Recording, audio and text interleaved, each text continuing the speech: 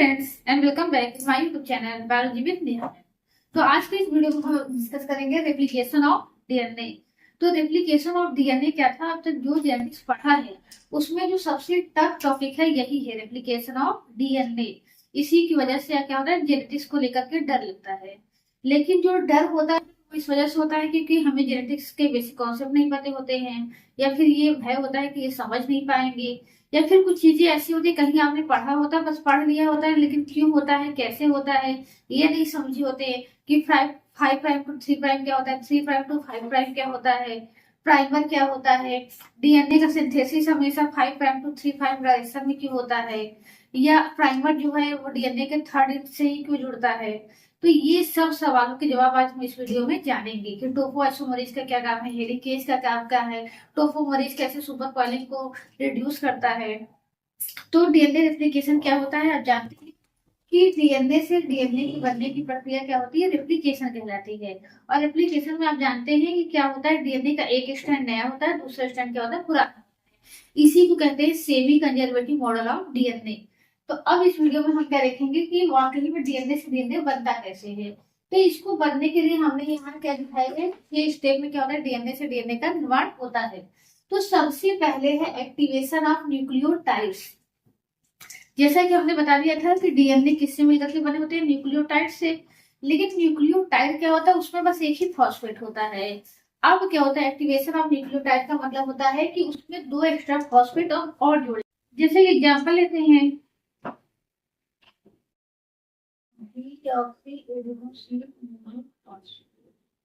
ये किसका न्यूक्लियोटाइड है, ये डीएनए का न्यूक्लियोटाइड है। हमने बताया था न्यूक्लियोटाइड न्यूक्लियोसाइड सबका नाम बताया था। तो ये क्या है, डीऑक्सी एडिनोसिन मोनोफॉस्फेट। अगर यही राइबोटाइड का न्यूक्लियोटाइड होता केवल इसका नाम क्या हो जाता है, एडिनोसिन मोनोफॉस्फेट। लेकिन यहाँ पर क्या है, डीएनए का है तो उसके आगे क्या लग जाता है, डीऑक्सी एडिनोसिन मोनोफॉस्फेट। ये क्या है, डीएनए का एक न्यूक्लियोटाइड है। डीएनए के ढेरों न्यूक्लियोटाइड मिल करके क्या बनाते हैं, पॉलीन्यूक्लियोटाइड चेन बनाते हैं। अब इसमें क्या होगा कि सबसे पहले इसका क्या होगा, एक्टिवेशन होगा। एक्टिवेशन माने फास्फोराइलेशन होगा।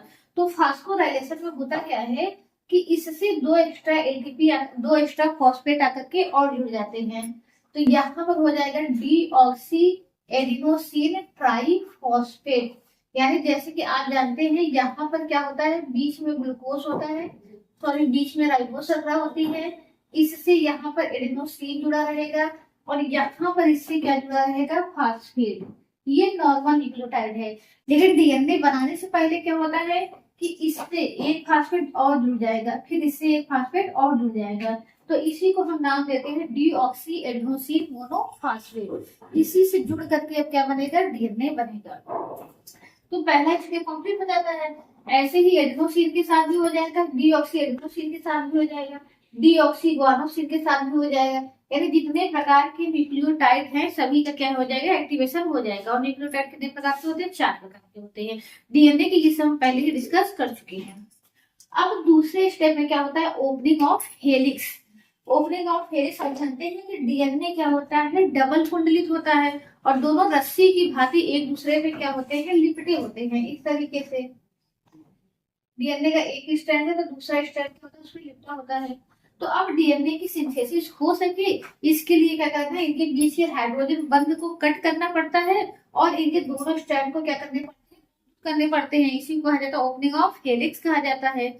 और इसके लिए जो एंजाइम जरूरी होता है वो कौन सा होता है, हेलिकेज। यानी हेलिक्स को ओपन करने के लिए चाहिए हेलिकेज, और फास्फोराइलेशन के लिए चाहिए होता है फास्फोराइलेज। तो फास्फोराइलेज, हेलिकेज, यहाँ हम ढेर सारे एंजाइम के बारे में जानेंगे। तो फिर उसके बाद क्या होता है, अब ओपनिंग ऑफ हेलिक्स में क्या होता है, कई स्टेप होते हैं। तो सबसे पहला होता है रिकग्निशन ऑफ ओआरआई, यानी ओरिजिन ऑफ रेप्लिकेशन। तो यहाँ पर क्या होता है, हेलिकेज एंजाइम क्या करता है, घूमता है और वह स्थान खोजता है जहां पर एटी की क्या हो, अधिकता हो, जहां पर उसे ढेर सारे एटी मिल जाते हैं वहीं से क्या करता है, वो बंध को खोलना शुरू कर देता है। ऐसा नहीं है कि डीएनए को लंबा से है तो उसको किनारे से ही खोलेगा, उसको कहीं से भी खोल सकता है। यहाँ पर एटी की सांद्रता ज्यादा है, यहीं से खोल देगा, यहाँ पर एटी की सांद्रता ज्यादा है, यहीं से भी खोल देगा। एटी से यूज करता है क्योंकि ए और टी के बीच में क्या होते हैं, डबल बॉन्ड होते हैं, और सी और जी के पास क्या होता है, ट्रिपल बॉन्ड होते हैं। इसीलिए हेलिकेज कहाँ से शुरुआत करता है डीएनए को खोलना, जहां पर एटी की सांद्रता ज्यादा होती है, और उसी स्थान को क्या कहते हैं, ओ आर आई, यानी ओरिजिन ऑफ रेप्लिकेशन या रीजन ऑफ रेप्लिकेशन। तो इस तरीके से क्या करता है, हेलिकेज एंजाइम जाकर के वहां पर जुड़ जाता है। और इससे देखिए क्या पता चला कि जो यूकैरियोटिक का डीएनए होता है उसमें ओआरआई रीजन कई होते हैं। ओआरआई रीजन यहाँ भी हो सकता है, यहाँ भी हो सकता है, यहाँ भी हो सकता है, कई हो सकता है। लेकिन जो प्रोकैरियोटिक होती है उनका डीएनए कहाँ और कैसा होता है जानते हैं, सर्कुलर होता है। तो उनके पास एक ही ओआरआई रीजन होता है, यही से डीएनए खुलता है और फिर बनता चला जाता है।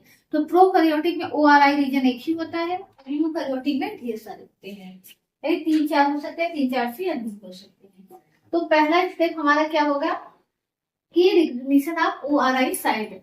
फिर उसके बाद वहीं से हेलिकेज एंजाइम क्या कर देगा, अनवाइंड कर देगा हेलिक्स को, यानी वहीं से हेलिकेज क्या करेगा, इस डीएनए के स्ट्रैंड को काट करके खोलना शुरू कर देगा। यानी इस तरीके से यहाँ पर लिपटे हुए हैं, जहां ओआरआई साइट मिल गया वहीं से इसको काट करके इस तरह से खोलना शुरू कर देगा।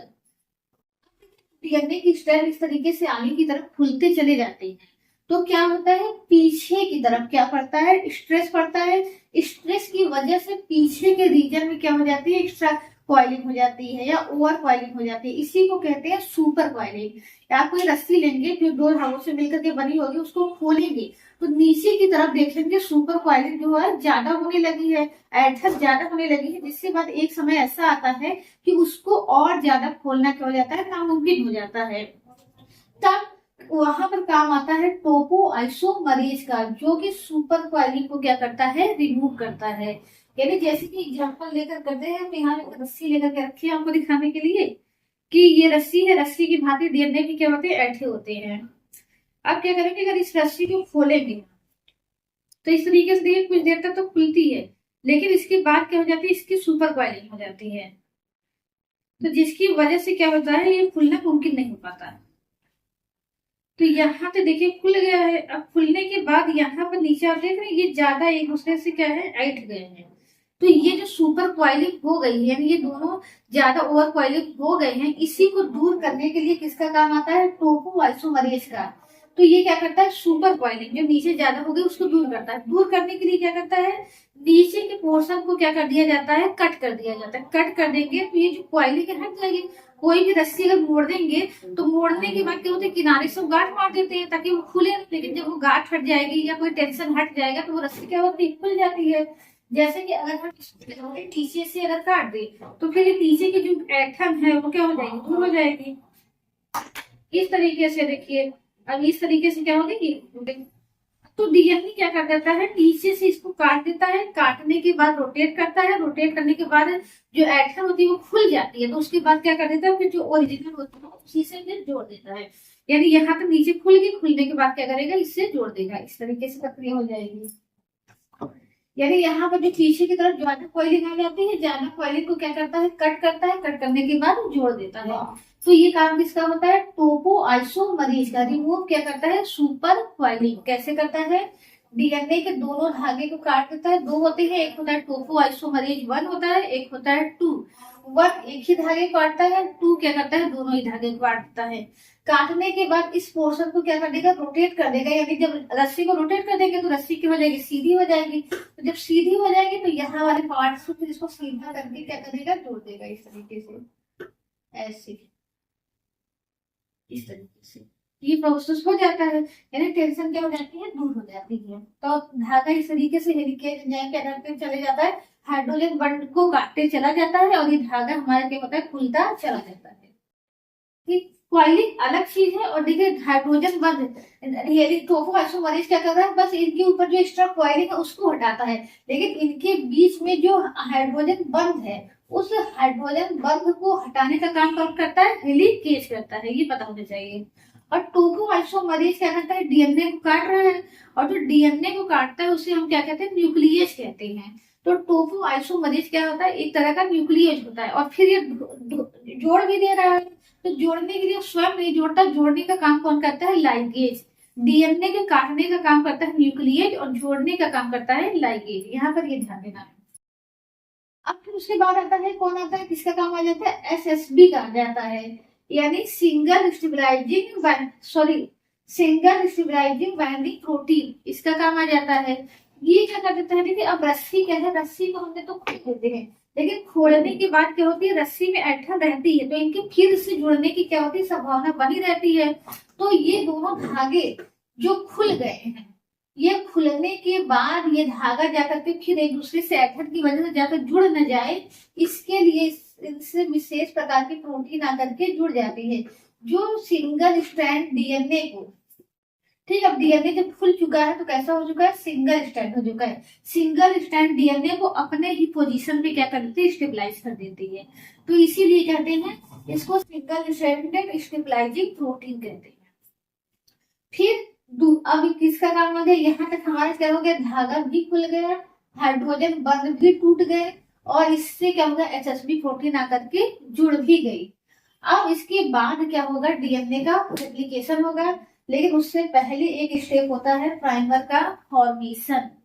तो प्राइमर क्या होता है, प्राइमर की जरूरत क्यों होती है, प्राइमर हमेशा डीएनए के थर्ड एंड से ही क्यों जुड़ता है, आइए इसके बारे में जानते हैं। लेकिन उसको जानने से पहले आपको डीएनए की संरचना पता होनी चाहिए। एक बार हम बता भी चुके हैं कि डीएनए में बीच में क्या होता है, डीऑक्सीराइबोस शर्करा होती है, उससे एक ना कोई भी चार में से कोई भी एक बेस जुड़ा होता है और एक फॉस्फेट जुड़े होते हैं। और फॉस्फेट कहाँ जुड़ता है, पांचवें कार्बन से, फॉस्फेट पांचवें कार्बन से जुड़ता है, और कोई भी जो बेस होता है वो किससे जुड़ता है, पहले कार्बन से जुड़ता है। और इस तरीके से क्या करते हैं, पहले तो एक न्यूक्लियोटाइड बनता है, न्यूक्लियोटाइड 3 चीजों से मिलकर बनेगा, शुगर, फॉस्फेट और बेस। फिर उसके बाद क्या होता है कि दो न्यूक्लियोटाइड जो होते हैं वो आपस में जुड़ते हैं।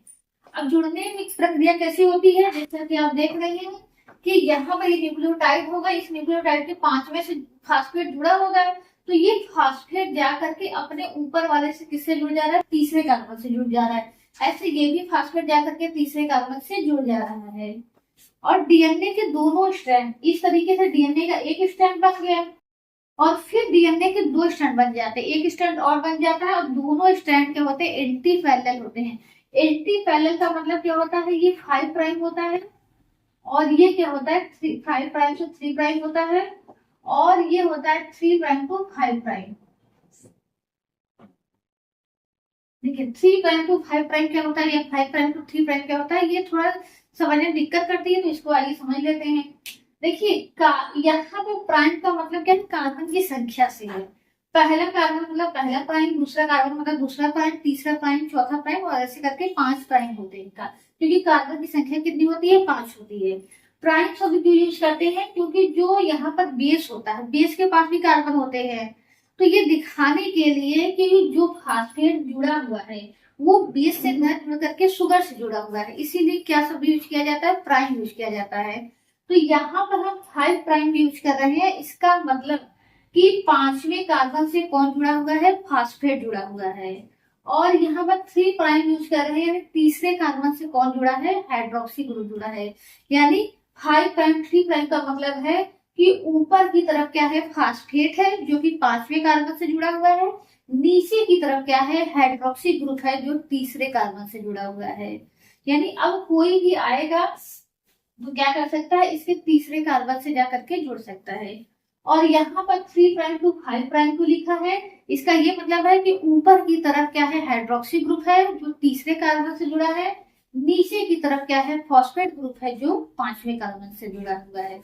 इस तरीके से हो सकता है। तो चाहे न्यूक्लियोटाइड हो, कोई भी न्यूक्लियोटाइड हो, चाहे डीएनए के न्यूक्लियोटाइड हो, चाहे आरएनए के न्यूक्लियोटाइड हो, सभी में क्या होता है, पोलैरिटी होती है 5 प्राइम टू 3 प्राइम या 3 प्राइम टू 5 प्राइम।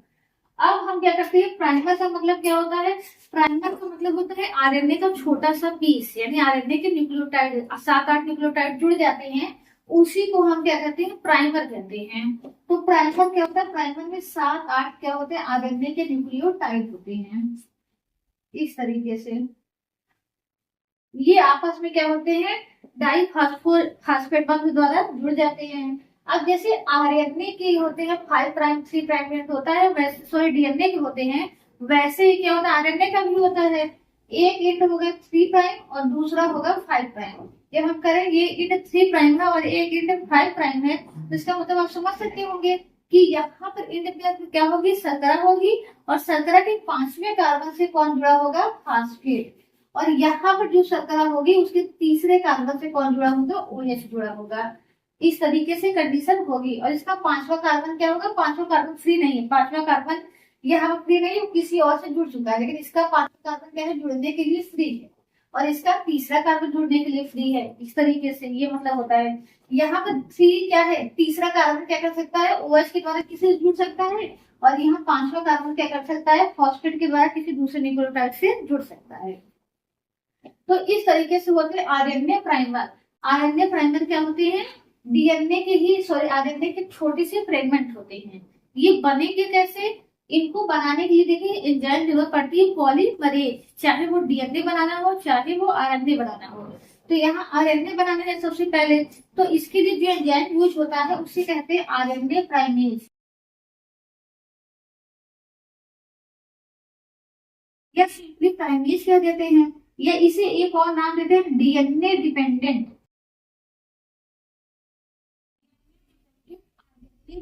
पॉलीमरेज।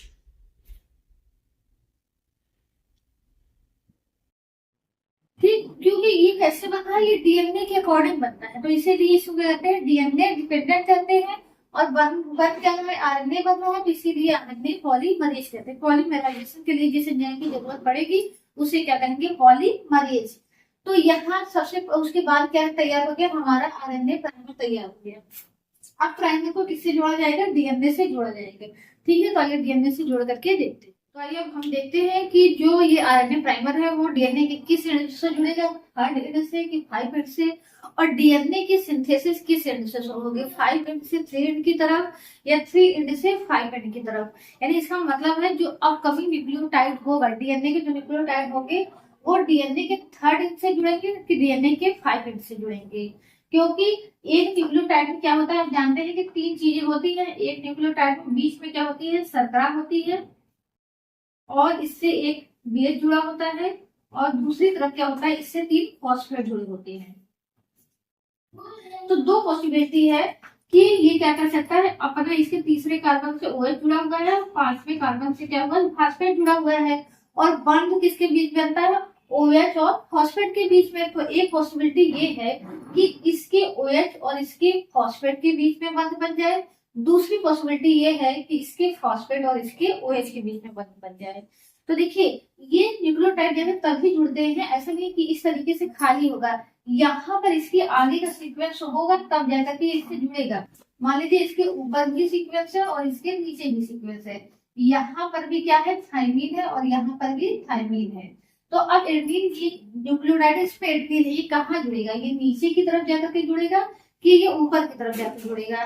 तो देखिए ये कहाँ जुड़ेगा, जाकर के नीचे की तरफ। क्यों नीचे की तरफ जाकर के जुड़ेगा, क्योंकि इस रिएक्शन को कराने के लिए क्या होती है, एनर्जी की जरूरत पड़ती है। तो इस रिएक्शन में एनर्जी रिलीज होती है जब ये दोनों जुड़ते हैं आपस में। यानी यहाँ पर जब इस तरीके से 1 फॉस्फेट 2 फॉस्फेट और 3 फॉस्फेट होते हैं, तो ये ऑक्सीजन किस पे अटैक करता है, इस फॉस्फेट पे अटैक करता है। तो ये फॉस्फेट इस ऑक्सीजन से जुड़ने के लिए इनके बीच का बंध क्या कर देती है, तोड़ देती है। और जब कोई बंध टूटता है तो क्या होती है, ऊर्जा रिलीज होती है। यानी जब बंध बनते हैं तो ऊर्जा लगती है, बंध टूटता है तो ऊर्जा क्या होती है, रिलीज होती है। इसीलिए आप पढ़ते हैं कि एडीपी से क्या होता है, एडीपी में जब एक फॉस्फेट जोड़ते हैं तो क्या होती है, एटीपी बनती है, और एटीपी बनने के दौरान ऊर्जा लगती है। लेकिन अगर इसका उल्टा हो जाए कि एटीपी टूट जाए, टूटने का मतलब एटीपी से फॉस्फेट निकल जाए, और फॉस्फेट निकल कर क्या बनेगा, एडीपी बनेगा। तो एडीपी बनेगा तो क्या होती है, ऊर्जा रिलीज होगी। तो ऐसे यहाँ पर भी होता है, जब इससे फॉस्फेट बंध टूटता है और 2 फास्फेट पायरोफॉस्फेट के रूप में बाहर निकलते हैं तो ऊर्जा मुक्त होती है, और उस ऊर्जा का उपयोग करके क्या होता है कि ये फास्फेट और हाइड्रोजन के बीच में क्या हो जाता है, बंध बन जाता है। लेकिन अगर हम चाहें कि ये जाकर के यहाँ ऊपर जुड़ जाए, किसके द्वारा, अपने OH के ग्रुप के द्वारा, तो OH ग्रुप के द्वारा नहीं जुड़ सकता, क्योंकि यहाँ पर क्या है, केवल सिंगल फॉस्फेट है, तो OH फॉस्फेट पे तो अटैक कर देगा, लेकिन एनर्जी नहीं मिलेगी रिएक्शन को कंप्लीट कराने के लिए। तो इसीलिए क्या होता है कि डीएनए का सिंथेसिस कहाँ होते हैं, 5 प्राइम टू 3 प्राइम डायरेक्शन में होगा। यानी जो नया न्यूक्लियोटाइड है वो हमेशा किससे जुड़ेगा, थर्ड एंड से जुड़ेगा, इस तरीके से। तो अब इसीलिए आरएनए कहाँ जुड़ेगा, ऐसी जगह जुड़ेगा जहां पर अपकमिंग जो न्यूक्लियोटाइड है उनको इसके थर्ड एंड से जो आरएनए प्राइमर होता है जुड़ने के लिए मौका मिल सके। तो आइए देखते हैं। तो यहाँ हम क्या करते हैं, यहाँ तक हमारा प्रोसेस हो चुका था, तो इस चीज को देख लग रहा है थर्ड प्राइम क्या होता है, ये आपको अच्छे से समझ में आ गया है। तो अब डीएनए क्या हो चुका है, हमारा खुल चुका है, उससे एसएसबी प्रोटीन भी क्या हो चुकी है, जुड़ चुकी है। तो अब इसको हम अच्छे से खोल करके आप क्या समझते हैं, प्राइमर कैसे इससे जुड़ेगा, प्राइमर का फॉर्मेशन भी हो गया है। अब क्या देखना है कि प्राइमर कैसे जुड़ता है और डीएनए का रेप्लिकेशन कैसे होता है। तो यहाँ पर हम क्या करते हैं, इस तरीके से डीएनए की स्ट्रैंड को खोल लेंगे, और ये जितना पार्ट खुला रहता है उसे हम क्या कहते हैं, रेप्लिकेशन फॉर्क कहते हैं। ये जो पार्ट खुला हुआ है इसी को रेप्लिकेशन फॉर्क कहा जाता है। अब इसको क्या मान ले रहे हैं, 3 प्राइम मान ले रहे हैं, और इसको क्या मान लेंगे, 5 प्राइम। तो अगर इसको 3 माना है तो इसको क्या मानेंगे, 5, और इसको क्या मानेंगे, 3 प्राइम मानेंगे, इस तरीके से। अब इसके बाद देखिए क्या होता है कि आरएनए अभी होगा कि कहाँ जुड़ेगा आरएनए, तो आरएनए हमेशा क्या करता है, डीएनए के थर्ड एंड से जुड़ता है आरएनए प्राइमर। तो आरएनए प्राइमर आकर के क्या होगा, डीएनए के थर्ड एंड से यहाँ आकर के ऐसे जुड़ जाएगा, इस तरीके से। और थर्ड एंड से जुड़ रहा है, तो इधर की तरफ इसका क्या होगा, 5 प्राइम होगा, और इधर की तरफ इसका क्या होगा, 3 प्राइम होगा। यानी इधर की तरफ इसमें क्या लगा होगा, फास्फेट ग्रुप, और इधर क्या लगा होगा, OH ग्रुप।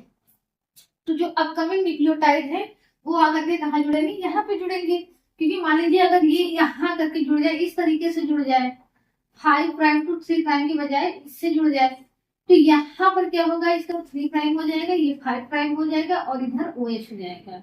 तो अब जो कभी न्यूक्लियोटाइड है, न्यूक्लियोटाइड कहाँ जुड़ते हैं, OH की तरफ जुड़ते हैं। तो OH की तरफ जुड़ तो आएगा न्यूक्लियोटाइड, लेकिन उसके लिए क्या होगा, कोई टेम्पलेट नहीं मिलेगा।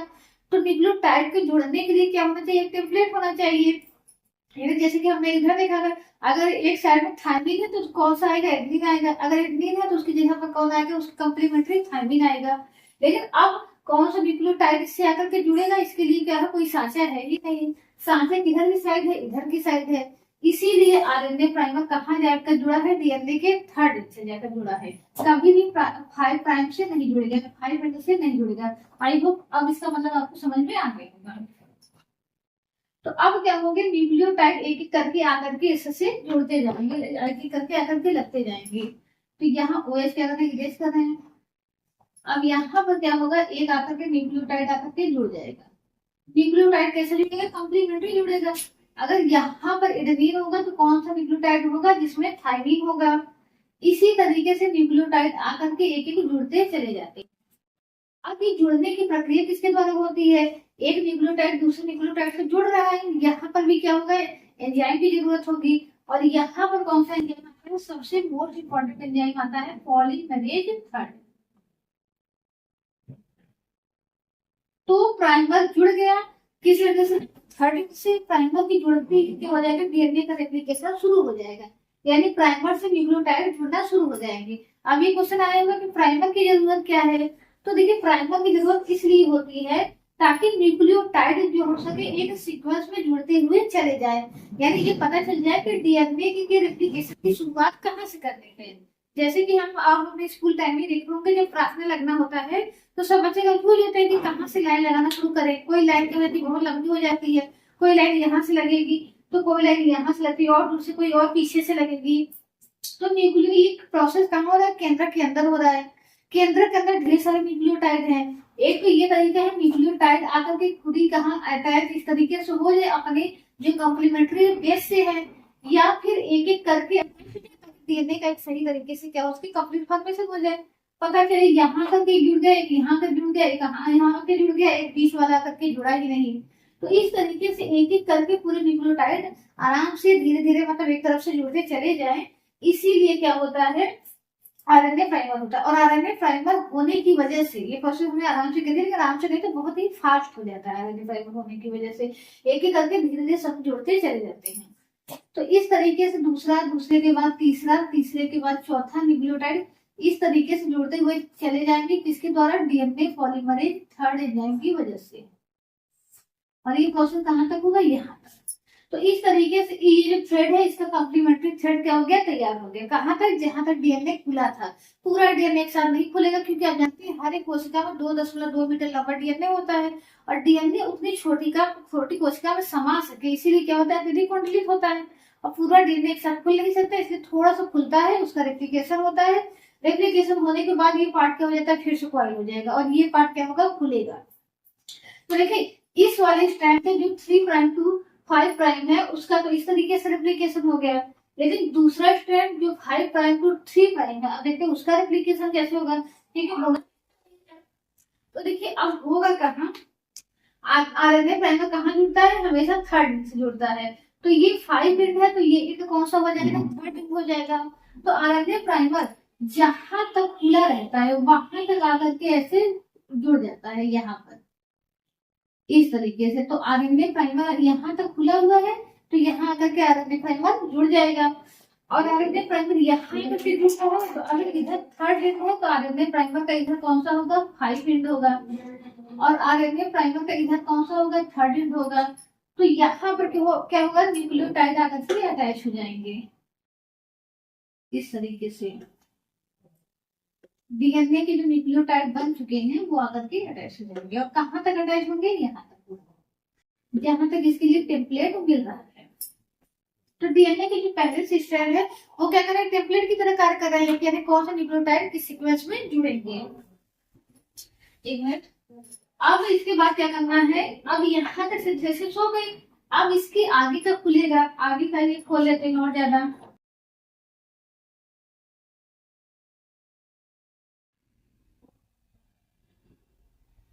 अब इसमें तो कोई दिक्कत नहीं आएगी, यहाँ पर थर्ड एंड से प्राइमर जुड़ा हुआ है, और यहाँ से लेकर के यहाँ तक क्या होंगे, हमारे न्यूक्लियोटाइड जुड़ते चले जाएंगे। यहाँ कोई समझने वाली दिक्कत नहीं है। अगर मान लीजिए पहले यहाँ तक खुला था, अब इसके बाद इतना और खुल गया, तो इतना तो हमारे न्यूक्लियोटाइड जुड़े ही थे।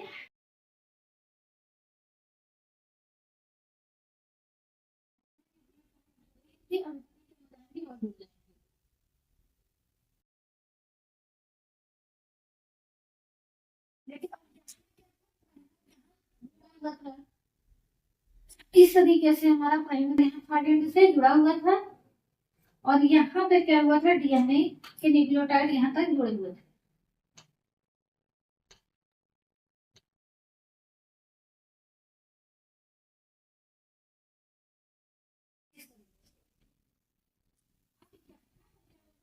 इसके अलावा जहां तक खुल गया, अब इससे और क्या हो चले जाएंगे, डीएनए के न्यूक्लियोटाइड जुड़ते चले जाएंगे। तो अब यहाँ क्या समझ में आया कि जो 3 प्राइम टू 5 प्राइम स्ट्रैंड है उस पे तो न्यूक्लियोटाइड एक सीक्वेंस में जुड़ते हुए चले जा रहे हैं, कंटिन्यूअस जुड़ते हुए चले जा रहे हैं, लेकिन यहाँ पर क्या हो रहा है, डिसकंटिन्यूअस जुड़ रहे हैं। यहाँ पर एक तरह से नहीं जुड़ रहे हैं, यहाँ पर आपका प्राइमर बना, प्राइमर के इधर साइड क्या हो गए, जुड़ गए, फिर उसके बाद दूसरा प्राइमर यहाँ पर अटैच हो गया, सॉरी यहाँ पर गलत बता दिया हमने।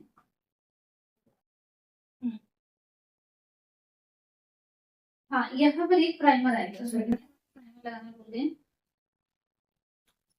तो जहां तक खुला था वहां तक आकर के एक प्राइमर आ जाएगा, और ये प्राइमर का हमेशा 5 एंड रहेगा, और ये प्राइमर का क्या रहेगा, थर्ड एंड रहेगा। इसको एक बार फिर समझते हैं, जब यहाँ तक खुला था तो यहाँ तक क्या होगा, इस एंड पर आकर के प्राइमर अटैच हो गया, और इसके इधर थर्ड एंड की तरफ क्या हो गया, ढेर सारे न्यूक्लियोटाइड ऐड हो गए। अब फिर और खुला, तो और खुला, जहां तक खुला वहां पर भी हो गए, प्राइमर आकर के अटैच हो गए। अटैच होने के बाद तो ये न्यूक्लियोटाइड कहाँ तक ऐड हुए, इस तरीके से जहां तक इन्हें पहला प्राइमर नहीं मिल गया, इस तरीके से। मान लीजिए अगर इस धागे को हम क्या करें, अब आगे और खोलना चाहेंगे, इस धागे को हम चाहें आगे और खोलना चाहें इस तरीके से, तो क्या होगा, ये तो कंटिन्यूअस सीरीज चली आएगी।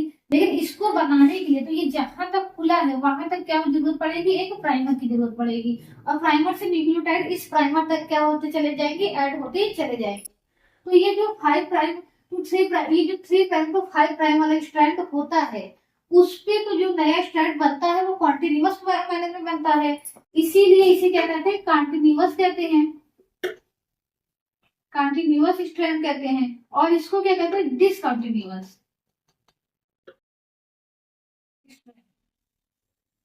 इसके अलावा ये स्ट्रैंड पहले बन जा रहा है, इसीलिए इसे क्या कहते हैं, लीडिंग स्ट्रैंड भी कहते हैं। और इसे क्या कहते हैं, लैगिंग स्ट्रैंड कहते हैं, क्योंकि ये बाद में बन रहा है।